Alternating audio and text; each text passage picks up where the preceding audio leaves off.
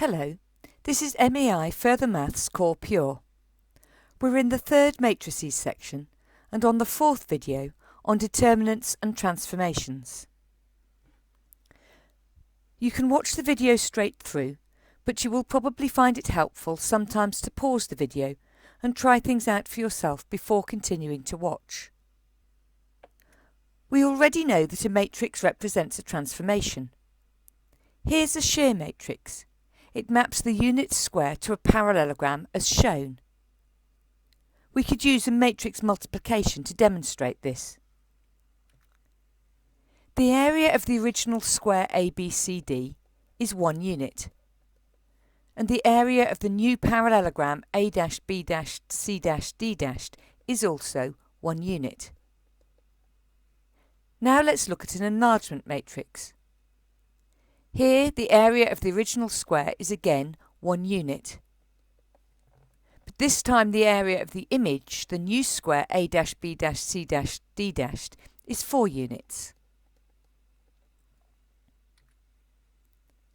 Let's have a look at the determinants of these transformations. Pause the video for a moment while you work out the determinant of each matrix. OK, the determinant of the first matrix, 1, 0, 2, 1, is 1 times 1 is 1, take away 2 times 0, which is 0, giving us 1.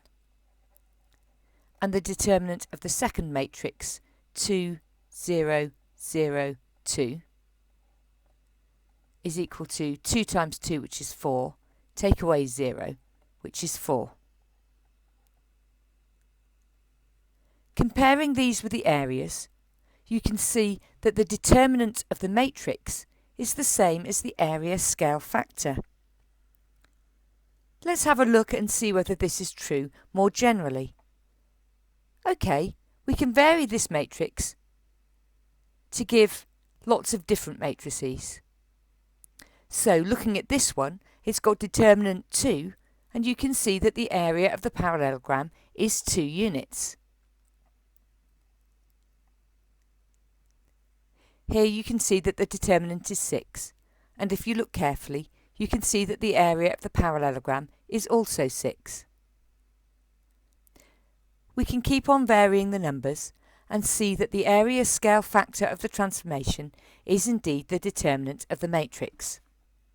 Of course, we haven't proved it, but it does turn out that for a transformation of the unit square under any matrix M, A, B, C, D, the image is given there, and it can be shown geometrically that the area of the parallelogram image is AD minus BC, which is the determinant of the matrix.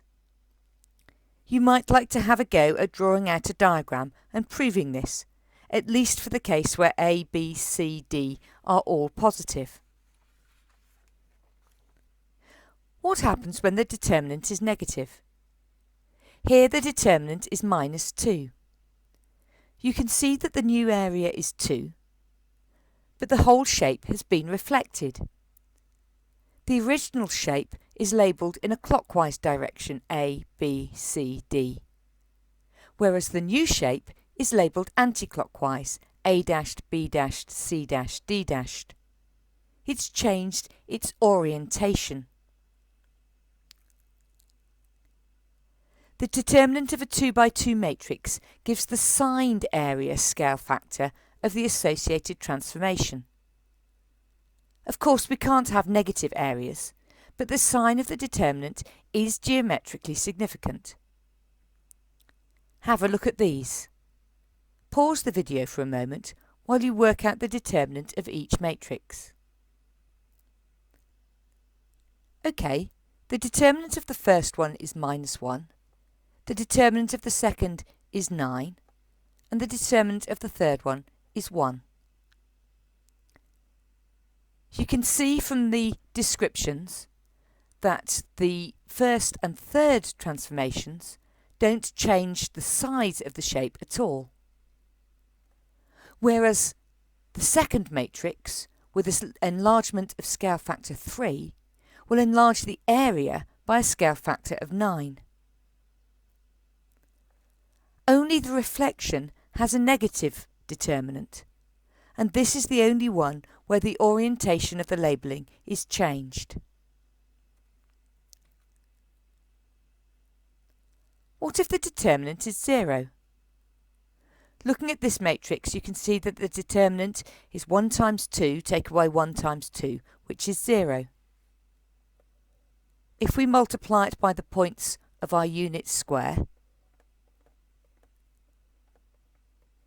you can see that we get the points 0, 0, 1, 2, 2, 4, and 1, 2 again.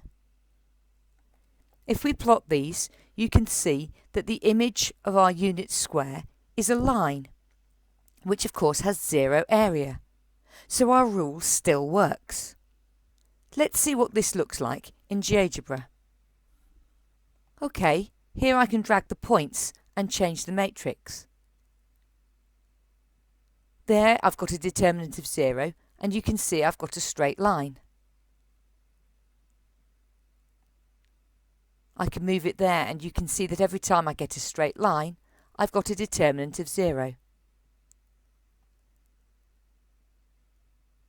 So a determinant of 0 means that the shape is transformed onto a single line. In 3 dimensions, a unit cube is transformed to a shape which is called a parallelepiped. It's a sort of squashed cuboid. This time, the determinant of the matrix gives the sign volume scale factor. And again, the sign of the determinant tells us about the orientation of the vertices of the image. If the determinant is positive, the orientation is preserved. And if the determinant is negative, then the orientation is reversed. There are more notes on integral or in your textbook on determinants and transformations. That's the end of this short video. The next video in this series is on inverses and transformations.